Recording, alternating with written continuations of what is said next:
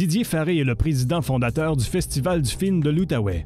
Il travaille dans le domaine du cinéma depuis 1972 et a lancé le Cinéma Neuf en 1996. Cette année, il supervisera la 21e édition du festival du 21 au 29 mars. Et on est parti, on roule pour un autre épisode de l'Informel et je suis accompagné aujourd'hui de M. Didier Farré, qui est l'initiateur du Festival du film de l'Outaouais, le fondateur et aussi propriétaire du Cinéma Neuf, donc on vous connaît bien en Outaouais. Et merci d'être venu nous voir aujourd'hui à l'Informel. C'est moi qui vous remercie. Je vais commencer à vous jaser d'abord parce que nécessairement pour participer à des gros projets comme le Festival du film puis d'ouvrir une salle de cinéma, j'imagine que vous êtes un grand amoureux du cinéma. Oui, c'est-à-dire que j'ai fait ça toute ma vie, donc j'ai rien fait d'autre. Je pense que je sais rien faire d'autre. C'est pour ça. On dit qu'on s'accomplit dans ce qu'on aime, donc nécessairement, ça vous va bien de dire ça. Est-ce que vous avez souvenir d'un moment, vous dites toute votre vie, là, mais j'imagine qu'il y a dû avoir un moment clé où est-ce que vous avez réalisé que vous étiez passionné ou que vous étiez amoureux du cinéma? Peut-être un film qui vous a marqué ou quelque chose comme ça, ou si... C'est sûr que moi, j'étais... en réalité, je me destinais plus à être artiste peintre que cinéaste. Et c'est un jour, j'ai ma grand-mère, en regardant la télévision, on regardait un film, puis dans le générique, elle me montre un nom, et elle me dit « c'est ton cousin ». Bon, je veux dire, comme elle était assez âgée, je dis « je ne dois pas réaliser que j'ai pas de cousin dans le cinéma ». Et comme j'ai vu que s'obstinait, j'ai cherché ce cousin qui était à Paris. Et effectivement, je l'ai retrouvé. Il avait produit Ali Baba et les 40 voleurs, les films avec Darry Cole, les premiers films de Claude Sauté avec Romy Schneider et tout ça. Et puis, j'ai été le rencontrer. Et je lui ai demandé qu'est-ce qu'il fallait que je fasse pour travailler dans le cinéma. Parce que mes parents m'avaient dit, la peinture, tu vas crever de faim. Tu sais, c'est pas la peine de poursuivre là-dedans. T'es mieux de te trouver un autre emploi que de faire de la peinture. Bon. Alors, je me disais, qu'est-ce que je peux faire d'autre? J'allais au cinéma, j'allais voir 2-3 films par jour. Et je dis, peut-être c'est là-dedans que je devrais me brancher. Donc, quand j'ai retrouvé ce cousin, je lui ai demandé qu'est-ce qu'il fallait que je fasse pour faire du cinéma. Il m'a dit, déjà, faire une école de cinéma. Donc, je lui ai dit, est-ce que tu peux venir manger à la maison? Et puis essayer de persuader mes parents que je devrais faire une école de cinéma et ensuite que j'aurais du travail soit à la télévision, soit dans le cinéma. Donc c'est ce qu'il a fait. Mon père, qui était un peu conservateur, a trouvé qu'il buvait beaucoup, comme beaucoup de producteurs. Alors il n'était pas très rassuré, mais en tout cas il m'a fait faire une école de cinéma. Et en sortant de là, je suis retourné le voir. Il produisait des films avec Alain Delon et tout ça, mais il m'a jamais laissé porter un café ou un câble sur un de ses films. Et ça, j'étais vraiment très fâché. Puis comme j'allais très souvent en Angleterre passer mes vacances, ce que j'aimais beaucoup à la musique, puis tout ce qui se passait à Londres. Donc j'ai décidé d'aller à Londres. Et là, à Londres, je me suis trouvé du travail à la télévision, sauf que les syndicats m'ont dit « vous ne pouvez pas travailler ici parce que vous n'êtes pas sujet britannique ». J'ai dit, qu'est-ce qu'il faut faire pour être sujet britannique? Ils m'ont dit, vivre 5 ans en Australie ou au Canada. Et c'est pour ça qu'un jour, j'avais prévu d'aller aux États-Unis. Je me suis arrêté à Montréal, Toronto et tout ça. Et puis, j'ai dit, en fin de compte, je vais passer 5 ans ici. Et comme ça, je serai sujet britannique et puis je pourrai aller travailler en Angleterre. Et en fin de compte, 2 ans après être arrivé, j'ai trouvé du travail dans ce qui me plaisait pour la compagnie France Film, qui était la compagnie d'Alexandre de Sèvres, qu'il avait fondée avant Télémétropole et tout ça. Et puis, donc, j'ai commencé à acheter des films, puis à sortir des films en distribution et à coproduire des films, puisqu'on avait coproduit des films de Gilles Carle, de Claude Jutras, de Clément Perron, c'était Kamouraska, c'était... Pousse mes pouces égal avec Denis Héroux, Un homme de Robin Spry, enfin beaucoup de films québécois et de nombreux films européens. Et je suis retourné à Londres pour évidemment acheter les films de Ken Russell. Et Londres avait beaucoup changé. C'était plus du tout la même époque. Moi, j'ai connu Londres où il y avait les Rolling Stones qui passaient dans les parcs, dans Hyde Park gratuitement. J'étais abonné à une espèce de club, boîte de nuit qui s'appelle The Marquee, où on voyait les Who. Il y a eu plusieurs grands artistes qui ont passé là. C'était incroyable, je veux dire. Tous les soirs, on voyait les Animals, toutes sortes. Et aussi, on passait nos fins de semaine dans une espèce de hangar à locomotive. C'était un hangar qui était rond avec les rails qui arrivaient, puis les locomotives se mettaient sur ces rails-là, et puis la plateforme tournait pour faire changer de direction la locomotive et la faire partir dans un autre sens. Et ce hangar était désaffecté parce qu'il était à Camden Town, donc qui est quand même presque pas dans le centre de Londres, mais enfin c'est quand même très proche en ville. Okay. Et là, il y a un promoteur qui a décidé de faire passer des groupes les uns après les autres, jour et nuit.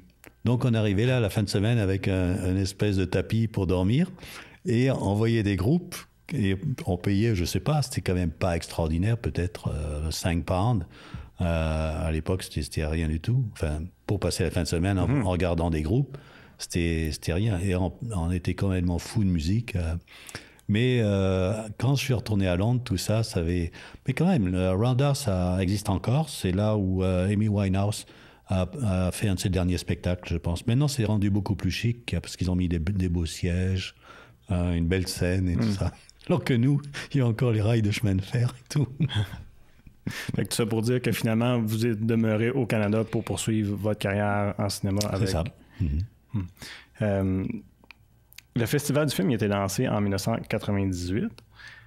J'imagine que c'est une idée qui vous mijotait dans la tête, par contre, depuis longtemps.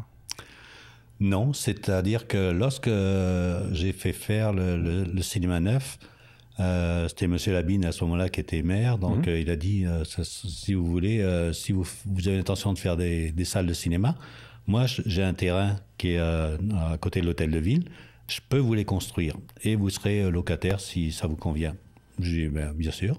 Donc j'ai demandé à mes architectes de faire le cinéma neuf et ensuite il manquait une garantie de prêt il me manquait 500 000 $. Donc, j'ai demandé une garantie de prêt à la Sodec qui m'a refusé. Ils m'ont dit, écoutez, il y a déjà 4 salles de cinéma qui se trouvent aux promenades de l'Outaouais. Ça marche pas. Elle ne marche pas. Donc, qu'est-ce que vous pensez que vous allez faire? Vous allez perdre votre chemise avec ça. Puis, ils m'ont pas découragé complètement, mais disons, j'ai pris un coup en disant, je vais faire des études de marché qui sont quand même importantes pour être sûr que je me trompe pas. Et puis, à ce moment-là, un jour, dans une réunion professionnelle, j'ai rencontré le président de Cinéplex qui m'a dit « Qu'est-ce que tu fais ?» Je dis « Je fais des salles de cinéma à Gatineau. » Et il m'a dit « Est-ce que tu veux un associé ?» Et ça tombait bien parce que, je veux dire, il me manquait de l'argent. Donc, j'ai demandé à Cinéplex de rentrer avec moi dans l'aventure. Et puis, ils m'ont dit « Ben voilà, ce qu'on va faire, on va prendre la programmation et toi, tu vas prendre l'administration et les opérations. » Je dis OK. Je dis, là, j'ai fait une erreur parce que je ne me suis pas rendu compte de l'importance de la programmation d'un circuit. C'est-à-dire qu'un circuit, à l'époque, par exemple, il y avait Famous Player puis Cinéplex. Il y avait 2 circuits concurrents et lorsque Columbia avait un film, il allait voir les 2 circuits et puis il disait quel est celui qui m'offre le plus de salles et les meilleures salles. Okay.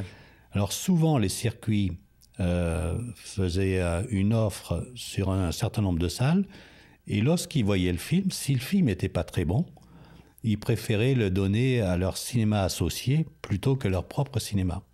Par exemple, une année, je suis parti au Festival de Cannes, il y avait Godzilla qui sortait, qui était vraiment épouvantable, c'est un très mauvais film. Et en 98 ou chose comme celui-là. Sur 9 écrans, ils m'ont mis 6 copies, c'est-à-dire 6 salles qui jouaient Godzilla. J'ai cru devenir fou quand j'ai vu ça, puis... Et j'aurais dit, mais écoutez, vous ne pouvez pas faire ça et tout. Et puis je dis, il y a de très bons films européens, pourquoi on ne joue pas? Et là, ça revenait encore la même chose. Cinéplex me disait, mais écoute, les Américains nous donnent des films toutes les semaines, alors que les distributeurs indépendants qui vont nous donner des Crazy ou des les Boys et tout ça, il n'y en a pas beaucoup. Alors il dit, on est mieux d'être toujours avec les Américains plutôt qu'avec les autres. Et au bout de 2 ans, là, c'est commencé parce que moi, j'ai toujours été pratiquement distributeur de cinéma d'auteur. J'ai eu des films américains toujours pour aider. C'est vrai que j'ai commencé quand même ma carrière beaucoup lorsque j'ai travaillé chez France Film en achetant des produits européens sophistiqués et des produits américains. Parce que chez France Film, on avait le Saint-Denis qui à l'époque était 2600 sièges. Et ça, c'était très difficile à remplir.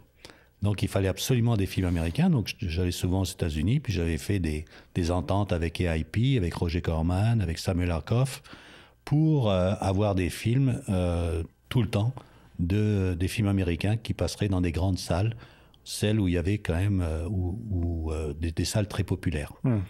Et puis, donc, c'est pour ça que lorsque j'ai fait le cinéma neuf, après 2 ans, c'était un succès énorme. Je veux dire, je suis revenu à la Sodec, je leur ai montré les chiffres. J'ai dit, vous voyez, quand vous m'avez dit que je vais perdre ma chemise, vous n'aviez pas tout à fait raison. Mais c'était le premier complexe de ce genre en Outaouais. C'est-à-dire qu'avant ça, on avait les promenades avec les 4 salles, mais un complexe où tu as 9 écrans, puis des plus grands écrans aussi. C'était la première fois qu'on voyait ça dans le coin. Et aussi, j'avais été impressionné par la Belgique, par Kinépolis, qui venait d'ouvrir des écrans avec des complexes avec une vingtaine de salles. Les salles de projection étaient immenses. Les projectionnistes voyageaient en patin roulette dans la salle de projection. Aussi, ce qui m'avait impressionné, c'était des écrans courbes. Oui. Et des gradins. Bon, les gradins, c'était pas nouveau parce que dans la Grèce antique, il y avait toujours eu des gradins dans les centres, pas de spectacle, mais enfin, lorsqu'il y avait des gladiateurs et tout, c'était des arènes où il y avait des gradins. Donc, c'est ça qu'on a dit. On a dit, on va faire style arena style. Donc, des gradins. Et il y avait personne qui faisait des écrans courbes, donc j'ai pris mon Noël Enfous, qui était spécialiste des écrans. Je lui ai dit, Noël, tu vas aller, je vais te payer un billet d'avion, tu vas aller en Belgique, et tu vas aller voir dans les salles Kinépolis les écrans courbes, c'est ça que je veux. Et il est revenu, il m'a dit, pas de problème. Donc, il m'a fait des frames en bois pour avoir des écrans courbes. Mais ça a été tellement populaire que tout le monde me demandait des écrans courbes, qu'il s'est acheté une machine à cintrer l'aluminium et à faire des écrans courbes. Et puis là, il est revenu, il m'a dit, écoute Didier, maintenant, il y a tout le monde qui veut ça. Donc, je vais te changer les frames en bois, te mettre de nouveaux écrans avec l'aluminium et tout ça. Et je te le fais gratuitement parce que c'est toi qui m'a ouvert les portes, tout ça. Et donc, on était les premiers tout le monde a suivi ensuite avec les gradins et les écrans courbes. Et donc, ça a été effectivement une innovation. Je voulais même faire un dérouleur sans fin, c'est-à-dire que le film, il peut tourner toute la nuit et on peut retarder la vitesse de projection si jamais il y a des gens qui sont en retard ou s'il y a une longue file d'attente, tout le monde n'est pas dans la salle. Mais c'est un système complexe qui demande une hydrométrie incroyable dans la salle de projection. Okay. Et Cinéplex, il m'a dit, écoute, si jamais le film débarque, là, c'est épouvantable. Là, on a là pour 2 heures à remettre le film en route et il vaut mieux oublier ça. Alors voilà, c'était un peu l'innovation de la construction du complexe. Et j'ai dit à un moment, je voudrais bien savoir si quand même les gens sont intéressés à voir autre chose que du cinéma américain. Et j'ai dit, on va faire une nuit du cinéma. C'est-à-dire une journée et une nuit de cinéma, projeter 22 ou 23 films en une journée et une nuit. Donc des films à 3 heures, 5 heures du matin, 7 heures du matin. Puis là, les gens, ça a été un incroyable succès de cette nuit du cinéma. Et les gens sont venus en me disant, pourquoi vous ne le faites pas sous forme de festival? Parce que voir des films à 3 heures du matin ou à 5 heures du matin, là, on me dit, c'est des très bons films, mais c'est dur de voir ça à 5 heures du matin. Alors c'est comme ça que le festival est né. Mais avant même le festival, le cinéma vous aviez déjà, j'imagine, donné la vocation de présenter des films français, québécois, parce qu'aujourd'hui le cinéma neuf est entièrement francophone. Fait que j'imagine que vous avez toujours gardé cette vocation-là de dire, on va présenter des films français et québécois. Moi, c'est sûr que, c'est-à-dire que j'ai toujours privilégié le cinéma d'auteur puisque j'ai été distributeur de films comme Les uns les autres, Nikita, Le Grand Bleu, Manon des Sources, tous ces films-là. Donc, c'est sûr que j'avais une prédilection pour sortir des films d'auteur, mais aussi j'ai eu des films américains à mon compte, parce qu'à une époque, à France Film, évidemment, j'achetais des films américains, mais par la suite, j'ai aidé des amis producteurs à sortir Highlander, à sortir Dirty Dancing, Bagdad Café ou des films comme ça. Enfin, Bagdad Café est allemand. Et il a été acheté par une compagnie américaine de distribution qui a changé le titre parce qu'au départ, il s'appelait Out of Rosenheim et eux ont appelé Bagdad Café. Donc, c'est comme ça qu'on a sorti le film. Mais est-ce qu'il y a, en tant que propriétaire, puis en tant que passionné de cinéma et producteur ou distributeur, est-ce qu'il n'y a pas un peu un conflit de dire je vais me donner comme vocation de présenter des films d'auteur, des films français, des films québécois, au dépend de faire peut-être plus d'argent en gardant toutes mes salles pleines de films plus lucratifs? Oui, c'est vrai, mais ce que je voulais aussi donner, c'était, je voulais donner à l'Outaouais une diversité et un choix de films, pas uniquement que du cinéma américain. Et ce qu'on essaye de faire, c'est déjà d'attirer les gens dans le cadre du festival en leur montrant des films. Et moi, ce qui me plaît le plus au monde, c'est que je rencontre des gens qui n'allaient voir jamais ce genre de film. C'est-à-dire un cinéma qui a peu de place sur les écrans, mais qui sont des films formidables. Moi, j'ai un ami qui s'appelle Jean-Roch Baudouin, de Slush Poppy. Puis lui, lorsqu'il a vu Intouchable avec Omar Sy et puis François Cluzet, il m'a dit, mais quel film! Mais et lui, pour lui, il considère que c'est bien meilleur que beaucoup de films américains. Donc, c'est ça qu'on essaye de faire. Puis je vous assure que pendant le festival cette année, il y aura encore des films. Même, il y a des films chinois, il y a des films... Tous ces films-là qui n'ont pas de place sur les écrans parce que les Américains veulent toute la place, qui devraient exister et qui sont vraiment très, très bons. Ben, parlons-en du festival de cette année, parce qu'il reste à peu près une dizaine de minutes avant de quitter les ondes de MaTV puis TVC Basse-Lièvre. Quel film que vous jugez qu'il ne faudrait pas manquer cette année au festival? Ben déjà, on va montrer le premier épisode du Monstre. En ouverture, puisque ça, c'est dans le jour d'avant. Faut se rappeler aussi qu'Ingrid Falaise a travaillé au festival du film. Dès à la fin de son histoire, elle est venue me voir pour trouver du travail. Et je ne savais même pas son histoire. C'est quelques mois après qu'elle m'a raconté ça. Et je lui ai dit, il faut que tu écrives un livre pour préserver les jeunes filles qui, comme toi, peuvent tomber amoureux d'un beau parleur et profitent de ton ignorance. Alors, elle a écrit un livre qui est devenu un best-seller. Et Pixcom en a fait une série. Et donc, tous les journalistes qui l'ont vu, en tout cas, disent que c'est extraordinaire. Donc, ça sera ça qui... Et c'est Rosemary Perrault, en plus, notre présidente, qui joue le rôle d'Ingrid Falaise dans Le Monstre. Le lendemain, ben, on aura... Alors, évidemment, Ingrid Falaise vient, Rosemary Perrault sera là, d'autres interprètes. Mais le lendemain, il y a aussi Le mystère d'Henri Pic, qui est pour la gala d'ouverture. Voilà, qui est un film d'après le livre de David Fuenquinos, qui est un best-seller. Et puis il y a aussi Rémi Besançon et puis la scénariste Valérie Portal seront aussi avec nous pour l'ouverture du film. Le lendemain, il y aura, évidemment, il y a beaucoup d'autres films. On va faire quelque chose de spécial aussi pour le film Sauvé au péril, qui est un film, une histoire sur les pompiers, et tout ça, c'est vraiment très très touchant. Je pense qu'on va inviter d'ailleurs beaucoup de pompiers de Gatineau à voir le film, parce qu'on oublie souvent que ces gens-là sauvent à peu près, je dirais peut-être pas tous les jours, mais au moins une fois par semaine, ils sauvent beaucoup de vies. Donc c'est vraiment important que les gens voient ce film-là. Mais le samedi, on a un film qui va faire évidemment courir tout le monde, parce qu'il s'appelle Grâce à Dieu. C'est François Ozon qui sera là, le réalisateur, qui a reçu l'Ours à Berlin, le Grand Prix du jury. Et c'est un film sur la pédophilie, sur de l'Église et sur le silence justement des prêtres. Et c'est un film évidemment qui va faire un très grand succès. Puis il sort tout de suite après le festival. Donc c'est évidemment pendant toute cette semaine, il y a 80 et quelques films. Il y a des films du Québec qui vont être très très présents. Il y a une vingtaine de 22 films qui ont été faits par des femmes.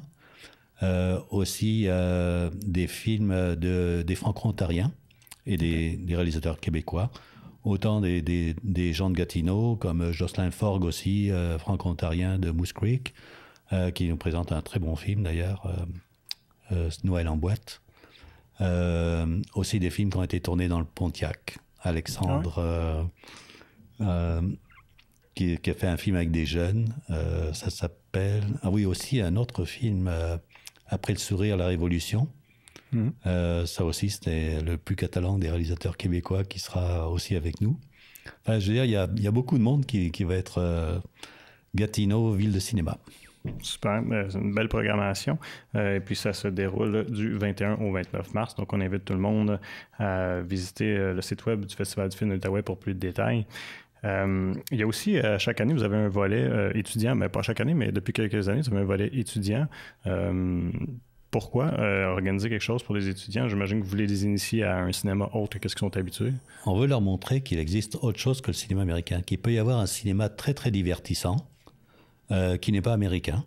Et puis, c'est sûr qu'on est toujours attiré par des films avec des vedettes, avec Tom Cruise, avec Julia Roberts, ou ça. Mais il existe des fois des films avec des acteurs inconnus.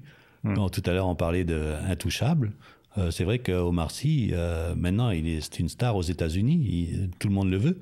Mais avant ça, je veux dire, il n'était pas connu. Et puis, il a décidé de faire ce film. Donc, c'est sûr que nous, on aimerait que... On a déjà eu jusqu'à 8400 élèves dans des projections scolaires.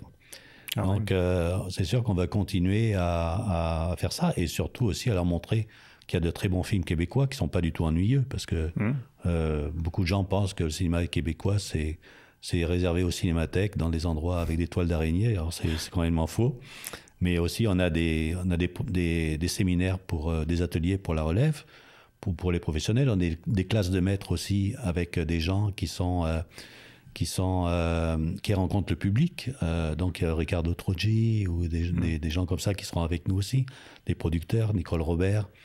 Et on fait tirer aussi, pour aider au financement du festival, on fait tirer une bouteille de Angelus 1982, qui est un vin très très rare, qu'on trouve plus, et qui était le vin que buvait James Bond dans Casino Royale, avec Eva Green. On le boit dans un wagon, puis on voit la bouteille, il boit ce vin-là. Il y a aussi la journée du samedi. Il y aura une voyante qui est habituée du festival, qui vient tous les ans, et qui dira la bonne aventure ou l'avenir, soit des comédiennes pour savoir s'ils auront un prochain rôle ou si leur prochain film aura du succès, mais aussi du public parce que c'est gratuit. Et donc les gens, il y aura une liste, ils pourront s'inscrire et consulter cette voyante. Il paraît qu'elle est... Moi, je n'ai jamais consulté de voyant, mais il paraît qu'elle dit des choses qui se réalisent complètement. Donc Geneviève, elle sera avec nous le samedi 23. C'est fun parce que ça fait un peu... amusant et un peu loufoque, ça ajoute un petit peu de loufoque dans le festival, qui des fois peut sembler un peu sérieux. Là, oui, mais on veut montrer que ce qu'il y a de plus amusant et de plus distrayant aussi, mais il y a aussi des films très, très pointus pour ceux qui veulent voir du cinéma très... il y a les sept paroles, qui est un collectif de réalisateurs, dont Caroline Monet, qui est québécoise de l'Outaouais, qui a participé à ça. C'est un film où il n'y a pas de paroles, où c'est les paroles de Dieu. Donc c'est assez impressionnant. Et aussi Genèse, un film qui n'est pas sorti, aussi avec Rosemary Perrault, aussi qui est un film assez pointu. Non, il y a le chant du granit aussi, c'est formidable, d'une beauté, mais ça s'adresse à un public un peu plus sérieux. Mais lorsque vous avez parti le festival, on a parlé quand vous avez parti le cinéma, mais le festival, ça n'a pas dû être évident non plus, je peux imaginer, parce qu'en 98, l'Outaouais, oui, il y avait une certaine culture, mais c'est peut-être pas l'endroit lorsqu'on pense culture au Québec, on pense Montréal, on pense Québec. Est-ce qu'il y a eu des gens qui vous ont dit pas sûr que le festival du film, ça va rouler en Outaouais? Ou est-ce que vous aviez peur, vous, que... Bon, en réalité, je ne savais pas du tout dans quoi je m'embarquais. J'ai dit, je vais faire cette nuit du cinéma pour voir s'il y a des gens qui sont intéressés à voir autre chose. Parce que pour l'instant, quand on regardait la programmation, même les films québécois, je veux dire, ils étaient quand même assez rares. Le Vendôme en jouait un peu. Mais il faut dire que ce n'était pas non plus... c'est normal, il avait 600 et quelques sièges. Dans des grandes salles comme ça, c'est difficile à amortir. Donc, il faut du cinéma populaire, donc des films de poursuite, des trucs comme ça américains, qui rassemble beaucoup de monde. Mais je veux dire, aussi, il faut savoir que la programmation des circuits, la plupart du temps, était faite de Toronto. Moi, par exemple, les salles de cinéma, on a un système qui s'appelle Rintrac, où on peut voir les chiffres de toutes les salles de cinéma. incluant celle des États-Unis, celle de Vancouver, Toronto, ce qu'on veut. Okay. Donc tous les jours, on peut voir les chiffres de n'importe quelle salle de cinéma. Lorsque j'ai décidé de jouer le film Les Boys, le film marchait très très fort. Je veux dire, Toronto, le programmateur aurait pu se dire, mais c'est incroyable, ce film-là a rempli les salles, il fait des fortunes, il est en train de battre Titanic. Il aurait dû se dire, on va prendre des copies, au moins du côté d'Ottawa, c'est-à-dire toutes les communautés francophones, Orléans, c'est-à-dire Orléans, Vanier, Saint-Laurent, où il y a quand même beaucoup de francophones. Moi, j'aurais pris des copies, si j'avais été programmateur, pour les mettre là-bas. Non, eux, ça n'a pas été leur priorité. Quand on a joué La Passion d'Augustine aussi est partie en trombe, on faisait les meilleures recettes de tout le Québec. Et par exemple, le Star Cité s'est réveillé 3 semaines après, en train de prendre La Passion d'Augustine, alors qu'il aurait pu le jouer comme moi, en même temps que moi, tout de suite après le festival, et il aurait fait beaucoup d'argent. Mais on dirait que ça leur fait peur. Alors, ils prennent pas de risques américains, puis voilà. La recette facile. Mais est-ce que... Parce que, dans le fond, de ce que je peux voir, il y a une différence flagrante dans le style entre le cinéma américain et le cinéma français et québécois, où on dirait que il y a moins de pudeur, je dirais, dans le cinéma européen ou québécois, peut-être même. Puis, il y a comme un contraste que des fois, les gens ne sont pas prêts à se risquer, justement. Comme vous disiez, on ne veut pas prendre de risques. Est-ce que... j'aimerais savoir qu'est-ce que vous pensez qui est la plus grande différence entre le cinéma américain ou le cinéma populaire, si on veut, versus le cinéma français ou québécois. Je vais vous entendre là-dessus après que j'ai pris le temps de dire merci à tout le monde de nous avoir écoutés via TVC Bastiev ou encore sur ma TV Outaouais. J'invite à vous rendre sur nos différentes plateformes web pour écouter le reste de l'entrevue. Je vais continuer à m'entretenir avec M. Faré pour quelques minutes pour parler davantage de cinéma. Vous pouvez nous retrouver au www.tvc.qc.ca. Sinon, toute la formule podcast est disponible sur iTunes. On est sur SoundCloud, aussi sur Spotify. Merci encore une fois d'avoir été à l'écoute. Donc, c'est ça. Donc, le cinéma américain versus le cinéma français ou québécois, il y a vraiment... Je trouve qu'il y a deux textures différentes. Il y a ces deux styles différents qu'on dirait qu'on a un peu de misère à vendre. Est-ce que vous êtes d'accord? Je trouve que ça a tendance à disparaître. Parce que, par exemple, il y avait Claude Lelouch un jour qui, lui, c'est le roi des clichés un peu. C'est-à-dire que moi, j'ai passé une semaine avec Claude Lelouch à faire de la presse et tout ça. Et puis après 2 jours... Je peux répondre exactement au journaliste ce qu'il va dire. C'est-à-dire, souvent, c'est après la pluie, le beau temps. Après une côte, la descente. Et là, il m'a sorti un truc une fois. Il me dit, écoute, la différence entre les Américains et les Européens, c'est-à-dire que les Européens envoient le public à l'école et les Américains les envoient à la récréation. Ce qui n'est pas faux. Mais aujourd'hui, ça a quand même tendance à s'estomper parce qu'on sait très bien qu'il y a de grandes comédies qui sont très populaires. Le problème, c'est que dans les festivals, souvent, il n'y a pas de... c'est rare qu'il y ait des prix pour les comédies. Les grandes comédies, je veux dire, ne sont pas invitées dans les festivals parce qu'on dirait que ça, c'est... faut dire aussi que les critiques sont un petit peu... peut-être plus dures sur les comédies. La comédie est bien plus dure à faire qu'un drame. Je veux dire, la comédie, il faut être ciselé à la virgule près, alors qu'un drame, bon, faire pleurer les gens, c'est pas compliqué. Mais comédie, c'est très, très difficile. Ben, la recette pour joindre les gens, pour les toucher émotivement, c'est plus difficile que la recette pour faire rire. C'est-à-dire que l'humour, c'est très personnel. Quelque chose vous fait rire qui ne me fera pas nécessairement rire. C'est vrai, mais moi, je trouve quand même que lorsqu'on est un peu ouvert, lorsqu'on a envie de connaître des choses, moi, je veux dire sincèrement, quand je suis arrivé au Canada, j'avais aucune idée ni des accents, ni de quoi que ce soit. Et je me rappelle, j'ai pris une voiture, je suis parti à Québec, et j'avais réservé un hôtel, et puis il devait être 2 heures du matin, ou 3 heures. J'ai entendu Yvon Deschamps à la radio, et je pense que j'ai passé 1 heure dans la radio, dans la voiture, à écouter Yvon Deschamps, mais j'étais plié en deux. Parce qu'il me faisait tellement rire, et pourtant c'était un humour, On pourrait se dire québécois, ben non. Non, moi je trouve que ça s'adresse à tout le monde. Il s'agit juste d'écouter, puis c'est ça. Je trouve que aussi les films, des fois les films qui ont eu le plus grand succès, ça a été des films très ciblés. Je veux dire, ça n'a pas été des films très mondiaux ou je veux dire, c'est pas bon. C'est sûr que lorsqu'on fait Avatar, ça s'adresse un peu à tout le monde, c'est sûr, ou Titanic aussi, mais il y a quand même des histoires vraies qui ont été tirées.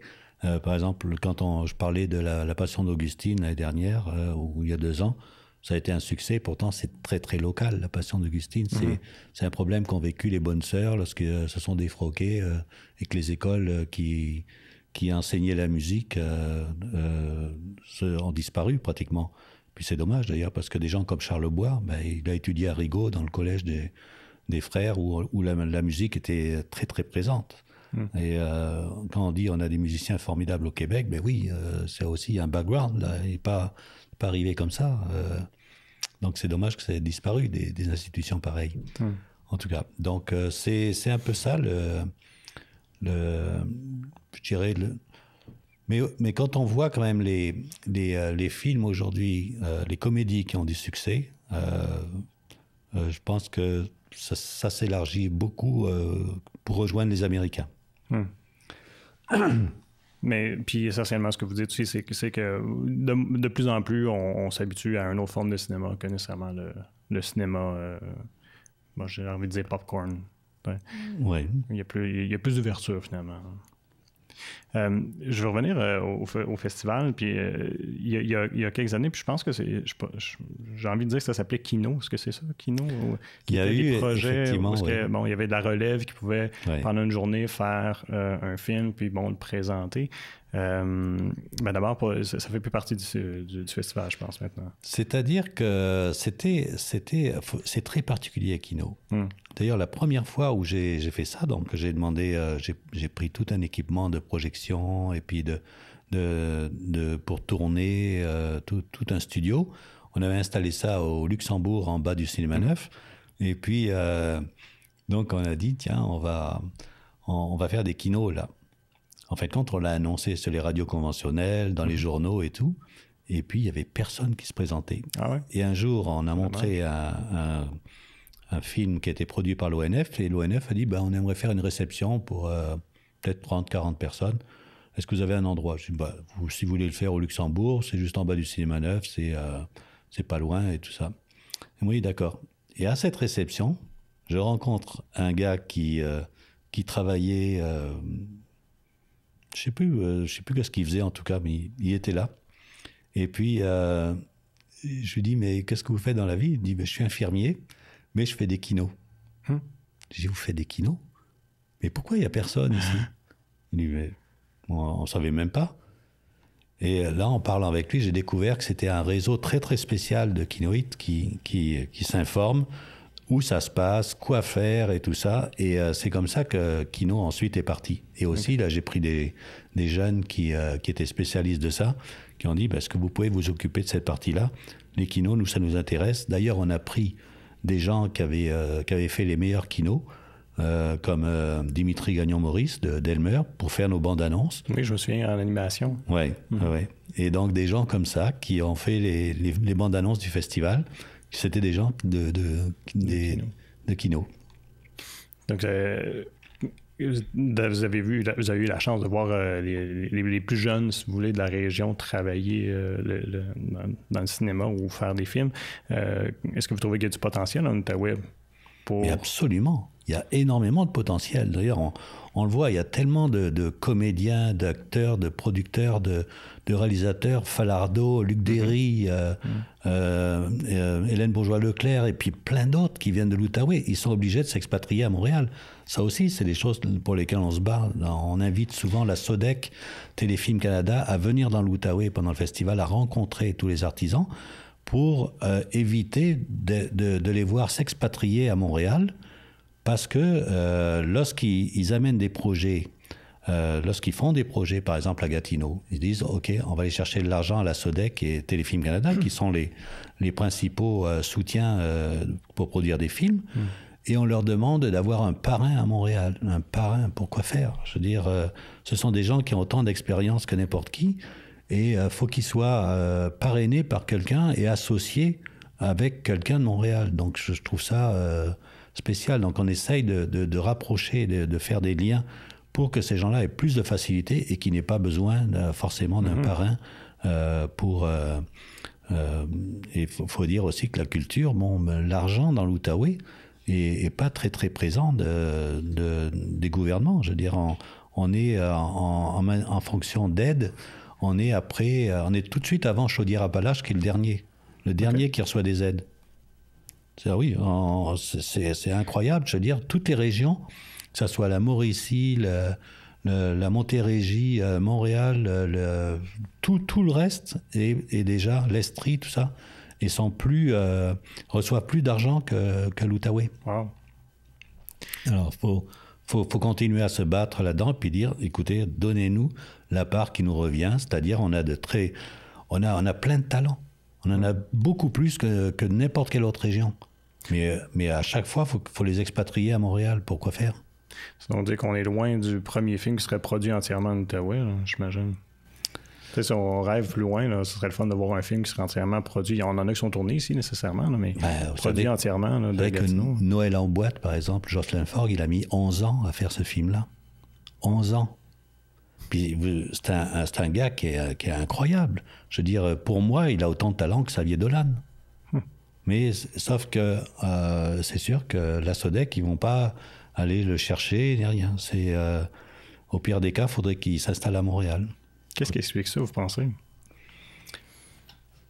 Je sais pas. Le marché?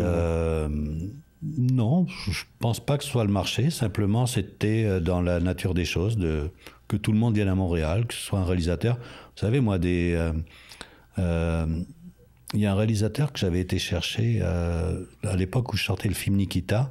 Je voulais avoir une bande-annonce qui soit plus percutante que ce qu'avait fait Luc Besson.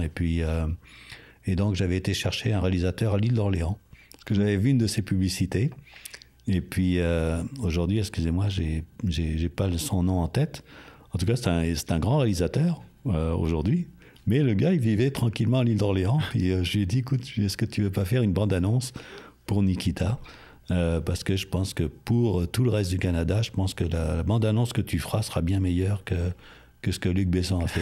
Et effectivement, et il l'a fait. Et ensuite, ça a été sa carrière a commencé à monter en flèche.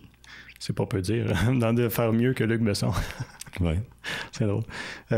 Puis si vous regardez aujourd'hui le festival, là où il est rendu, on est à la 21e édition, puis vous regardez ce que vous imaginiez il y a 20 ans, est-ce que vous êtes satisfait d'où on est rendu avec le festival?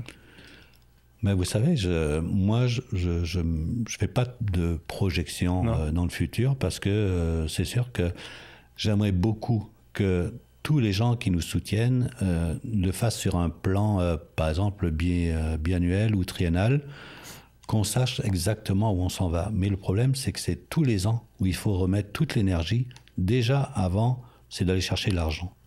C'est ça qui est le plus important. Et puis, on sait très bien que si on veut avoir des invités, si on veut avoir des réalisateurs, des acteurs et tout, et si on veut essayer d'intéresser les gens aux films qu'on produit au Québec, parce que bien sûr, c'est formidable que la Sodec et puis Téléfilm Canada mettent de l'argent dans une production. Mais aussi, il faut penser à la montrer, cette production-là.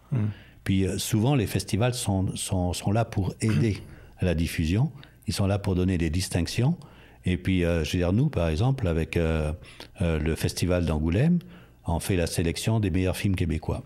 Et on propose à Angoulême, et puis Angoulême, en France, c'est une institution. Maintenant, c'est en marge de devenir au légal du Festival de Cannes, parce que c'est incroyable. Tout le monde veut aller à Angoulême, alors que Cannes, ce sont les producteurs qui obligent leurs artistes à aller à Cannes pour faire de la promo, et puis, alors qu'à Angoulême, ils y vont automatiquement.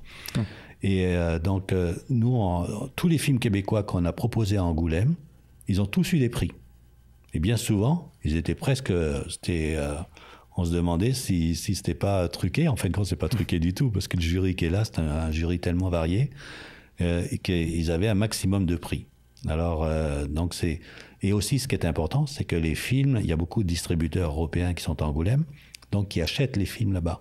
Donc, c'est pas juste montrer un film, c'est aussi l'acheter pour le distribuer sur ces pays-là. Nous, par exemple, lorsqu'on a mis ensemble les producteurs français avec Denise Robert, l'épouse de Denis Arcand, pour coproduire les 3 derniers films de Denis Arcand. Les 3 derniers films de Denis Arcand, ça a été signé à Gatineau pendant le festival des films, parce qu'on les a fait connaître, ces gens-là. On les a fait travailler ensemble. Bon, c'est des choses comme ça que les institutions ou Téléfilm ou la SODEC, ils se rendent pas compte du travail qu'on fait. Pour eux, on est peut-être un festival comme les autres, mais en réalité, on est un festival très particulier, où on fait... juste pour vous donner une idée, moi, ça fait 20 ans que j'ai pas pris de salaire. Mais ça, c'est pas grave, parce que c'est ma passion.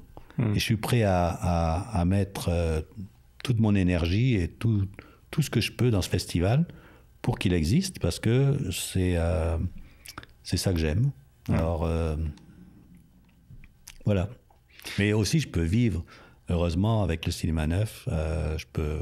Je peux m'assurer un salaire. Ouais, tout va bien. Voilà. Donc ça, de ce côté-là, c'est pour ça que je peux me permettre aussi. Mais si c'était quelqu'un d'autre qui devait faire le festival sans prendre de salaire, je suis pas sûr que ça serait... Il y a des gens comme le Juan Oranda, par exemple.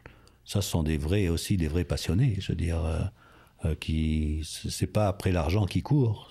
C'est parce qu'ils font ça, ils ont envie de faire connaître leur région. Ils ont envie de montrer des films différents aussi, puis d'aider les films québécois aussi. C'est un peu tous notre objectif. Est-ce que vous êtes en mesure de mesurer l'effet qu'a le festival ou votre festival ou les autres qui ont sur le cinéma d'auteur? Vous voir, j'imagine, parce que vous dites que ça les aide, vous avez présenté les exemples, mais est-ce qu'on fait plus d'argent maintenant dans ce genre de cinéma-là, puis qu'on est capable d'en produire plus? Ben déjà, au départ, moi, le festival, il m'a permis de présenter des films comme Les Enfants du Marais. Ce film-là, il est resté 4 mois à l'affiche au Cinéma Neuf. C'est un film d'auteur de Jean Becker et tout ça. Et puis c'est grâce au festival qu'on a pu amener des films comme ça, parce qu'on a dit, il y a un public pour voir ce genre de film. Donc, on va les amener au festival. Moi, avant, au début, là, le Star Cité ne jouait jamais de films d'auteur, il jouait que du cinéma américain. Aujourd'hui, quand ils voient les chiffres qu'on fait avec du cinéma européen ou du cinéma québécois, ben, eux, ils prennent des copies. Bien sûr, ils font des erreurs comme La Passion d'Augustine, où ils n'ont pas pris de copie, mais ça, c'est pas grave, tout le monde peut faire des erreurs là-dessus. Alors, ils vont... et par exemple, La Passion d'Augustine, le producteur, moi, il m'a appelé, il m'a dit, écoute Didier, c'est incroyable, c'est l'Outaouais qui fait les meilleures recettes de tout le Québec avec ce film-là. Wow. Ça a été la même chose avec Une et 54, ça a été pareil avec Les Mauvaises Herbes, qui a été couvert de prix aussi à Angoulême, Une et 54, pareil. Je veux dire, on dirait que tous les ans, les films, non seulement... ont du succès, donc rapportent plus d'argent.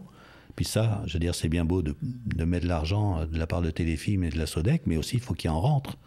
Donc c'est pas, je veux dire, c'est pas détestable de pouvoir redonner de l'argent à la production et au gouvernement qui les ont produits, qui les ont financés.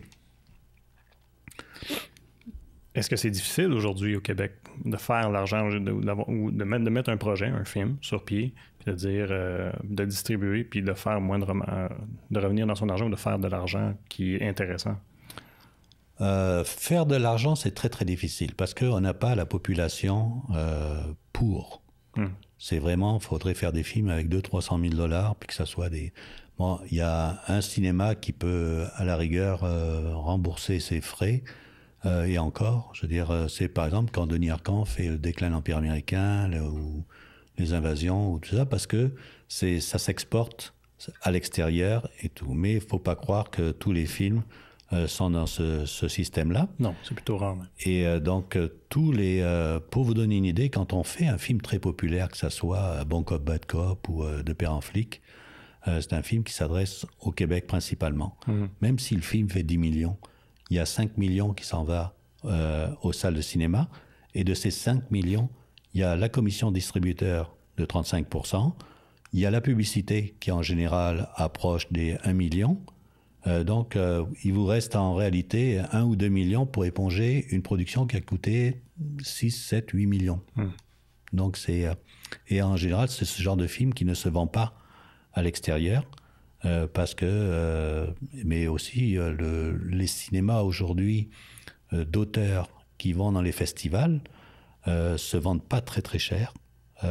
Donc c'est parce que c'est toujours le cinéma américain qui est quand même le plus populaire dans le monde entier.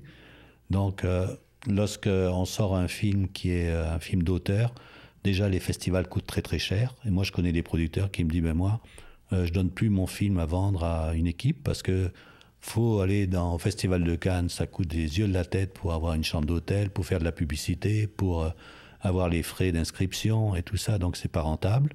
Ils préfèrent vendre le film à des gens qui connaissent sans aller dans les festivals. Et donc c'est un peu le dilemme auquel ils font face. Et c'est ça la réalité du cinéma québécois. Puis donc il y a deux sortes de cinéma, le cinéma très très populaire qui va avoir du mal à sortir, et le cinéma d'auteur comme Kim Nguyen ou des gens comme ça qui vont faire des festivals, mais en fin de compte qui va avoir un public très très limité dans les pays francophones la plupart du temps.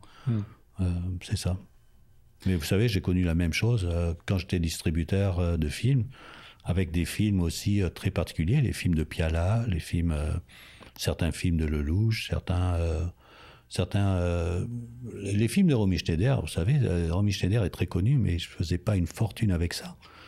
Bien sûr que ça avait du succès, les gens aimaient voir Romy Schneider à l'écran, mais que ce soit Le Mouton Enragé, César et Rosalie, Les Choses de la Vie, tous ces films-là, Mado, dans lequel avait joué Denis Filiatro, c'était des films quand même qui avaient un public assez restreint par rapport à Gone in 60 Seconds que j'avais acheté, l'original, qui était une petite merveille américaine, mais qui était un producteur complètement indépendant.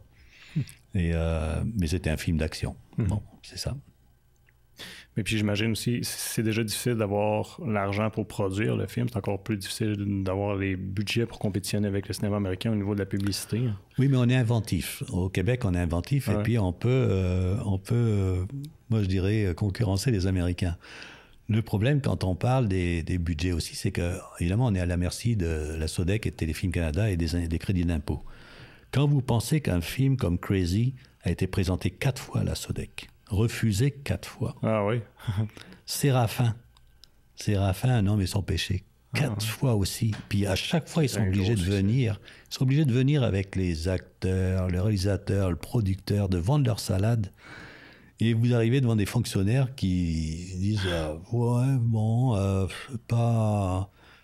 Mais, je veux dire, à quoi on pense, là? Je veux dire, refuser Crazy, je veux dire, comment ça se fait qu'ils peuvent pas lire que le film, c'est un film extraordinaire? Je veux dire, sur papier, je veux dire, on voit que c'est un film qui est formidable. Je veux dire, Séraphin, c'est la même chose. Je veux dire, beaucoup de films. Et le problème aussi, c'est que la Sodec ou Téléfilm Canada hésite avant de produire des films populaires. Ah ouais. Et alors, des fois, on entend Vincent Guzzo qui dit il faudrait que la Sodec ou Téléfilm produisent des films que les gens ont envie de voir. Mais oui, c'est vrai. Ouais, nécessairement. C'est aussi une vérité. Ben écoutez, je dois vous laisser aller parce que votre journée est bien remplie. Puis je vous remercie d'être venu nous jaser aujourd'hui. Puis aussi, je vous remercie de partager votre passion avec les gens de l'Outaouais puis d'avoir mis sur pied le festival. Je souhaite un bon succès au festival encore pour plusieurs années. J'espère que ça va continuer encore longtemps. Tant que les films seront là, on sera là. Génial. Merci beaucoup. Merci. C'est un plaisir. Merci d'avoir été à l'écoute pour un autre épisode de l'Informel. Je vous invite à vous rendre sur nos différentes plateformes web pour regarder ou écouter toutes nos entrevues.